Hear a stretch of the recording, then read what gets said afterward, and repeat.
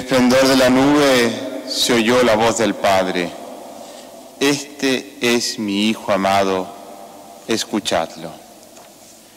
El Señor esté con vosotros.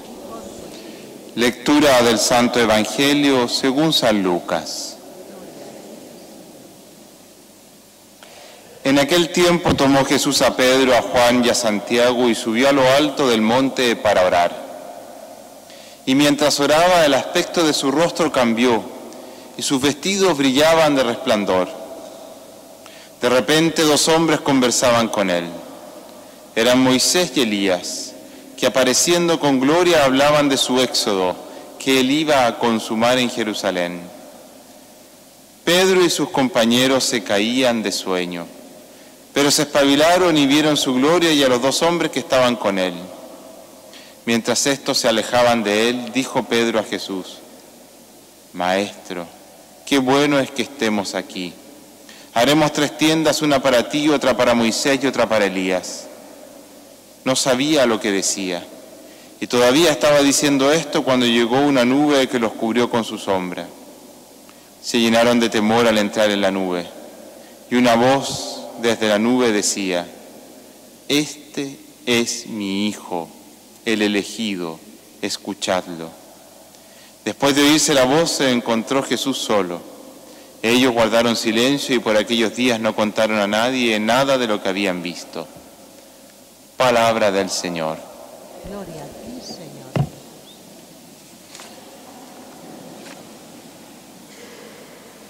Hermanos,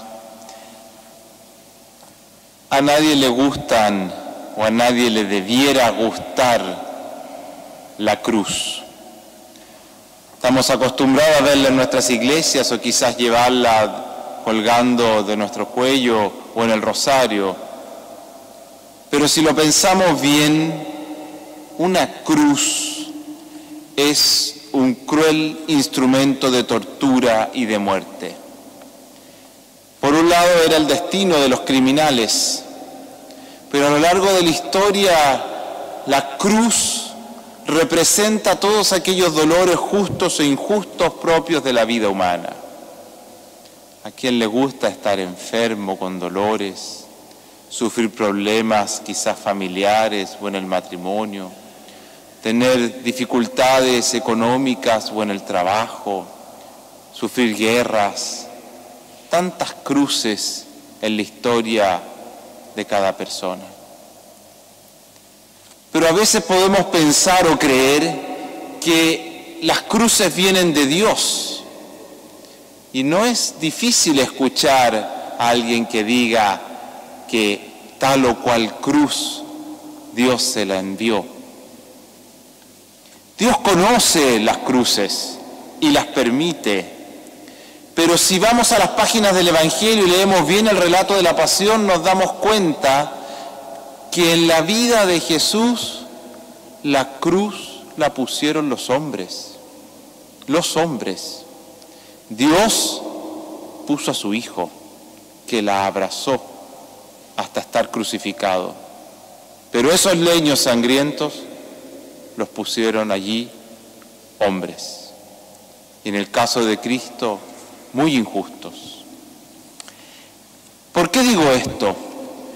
Porque tenemos que ir al primer siglo de la Iglesia, en que para la comunidad cristiana que estaba recién surgiendo y formándose, la cruz era un escándalo, era una vergüenza.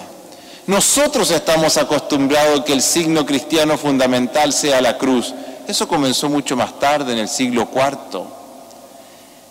Que el Dios cristiano muriese crucificado era sin duda un motivo de burla por parte de la sociedad pagana. De hecho, en Roma, en una de las ruinas romanas donde había una escuela del siglo I, hay un famoso dibujo en la pared, un niño que se está burlando de otro y pone a un burro crucificado. Un niño que se está burlando de otro niño que es cristiano y le dice: ese es tu Dios. Hay que ser muy burro para morir crucificado. Pero no solamente eso, vergüenza o escándalo para los paganos, sino que además es una piedra de tropiezo ante la cual el cristiano se ve fuertemente cuestionado. Seguir a un Dios humillado, seguir a un Dios vencido, es muy difícil. Por eso es que tenemos esta narración que acabamos de leer, de la transfiguración del Señor. Era necesario para esa comunidad creyente que tanto le costaba un Jesús crucificado, el poder ver que ese Jesús de Nazaret, ese nacido en Belén, ese humilde carpintero, ese que pasó haciendo el bien, y más aún, ese que quiso cambiar el mundo, pero humanamente no pudo, porque los poderes civiles y religiosos de ese tiempo se rebelaron y no se lo permitieron. Ese crucificado es el Hijo de Dios. Y no solamente eso, sino que el texto nos decía escucharlo y seguirle. El cristianismo siempre ha sido difícil de vivir a lo largo de toda la historia, no solo ahora que nos toca una sociedad tan secularizada. Mirémoslo desde otro punto de vista. ¿Por qué es un desafío tan grande? ¿Por qué? ¿Por qué el cristianismo nos pone una vara tan alta? Porque escuchamos y seguimos a un Dios crucificado, a un Dios crucificado, y ello aún hoy es un escándalo, es una vergüenza, y contradice desde su raíz los criterios humanos. Me explico. Cristo no cambia el mundo a partir de una victoria humana, sino que transformando una derrota humana como la cruz en una victoria divina con su resurrección.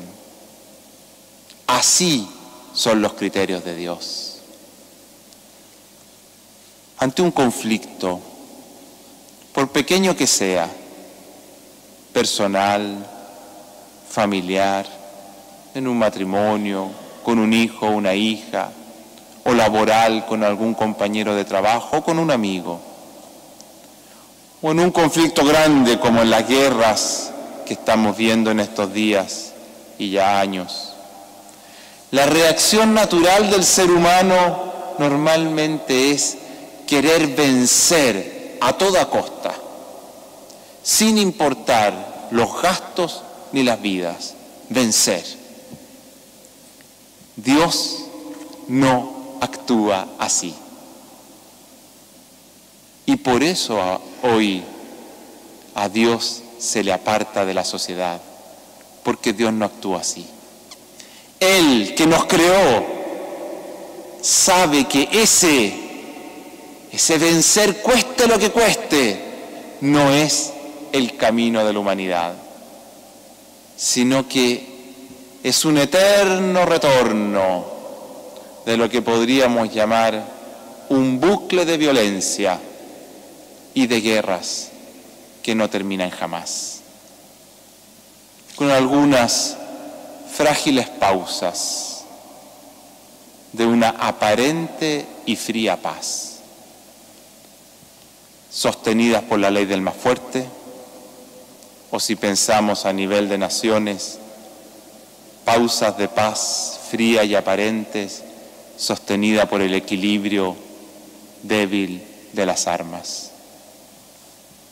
Hermanos, providencialmente se nos regala siempre en el segundo domingo de Cuaresma el texto de la transfiguración del Señor.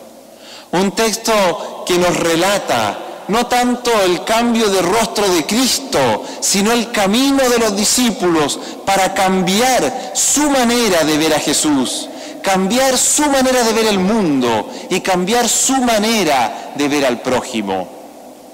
Cambiar hasta el punto de vencer las lógicas humanas que los llevaban a ver en el crucificado un derrotado y no realmente lo que era, la gloria de un Dios victorioso que nos muestra el camino para construir humanidad. Para lograr ese cambio de vida, para lograr ese cambio de mirada, los discípulos de Jesús, nos dice el texto, tuvieron que convertir su corazón. ¿Cómo? Jesús se los llevó a la montaña. Jesús les enseñó que había que alejarse de esa llanura mundana y mediocre.